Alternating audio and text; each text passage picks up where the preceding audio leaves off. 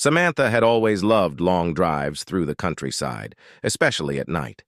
The quiet roads gave her time to think, to unwind from the chaos of city life. Tonight was no different. Until it was. As she cruised down a desolate stretch of road, her car began to sputter. The engine groaned, and before she could even pull over, the car stalled. She sighed, cursing her luck, and checked her phone. Of course, no signal. Glancing around, she noticed a flickering light in the distance. A gas station. Relieved, Samantha grabbed her jacket and started walking toward it.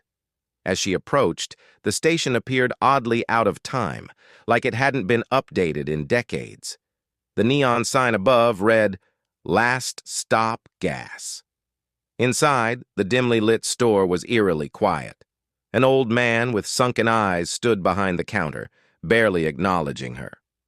Samantha cleared her throat. "Car broke down a mile back. You got a phone I can use?" The man's eyes flicked up, dull and lifeless. "No phones.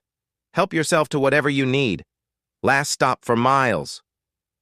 The way he said "last stop" made Samantha shiver, but she brushed it off. She grabbed a water bottle and some snacks, then turned to leave. As she walked out, she noticed something strange. A bulletin board covered in missing person flyers. They were all people who looked like they'd been there recently. Some even looked familiar. Her heart pounded as she hurried back to her car, the darkness around her seeming to close in. When she got to the road, her car was gone. Just gone. Panic rose in her chest. She ran back to the gas station, but now it too had vanished. In its place was nothing but an empty, overgrown lot, as if the station had never existed. Breathing heavily, she stumbled into the woods nearby, searching for any sign of life. That's when she saw it. A group of people huddled together. They looked like the faces from the missing person flyers, pale, thin, and terrified. "You shouldn't have come here," one of them whispered. "No one ever leaves."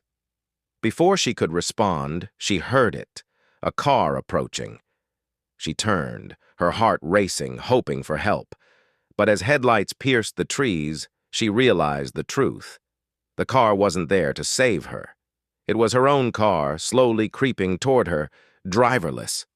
She tried to scream, but a cold hand gripped her shoulder. The last thing she heard was the gas station man's voice echoing from the darkness. "Welcome to the last stop.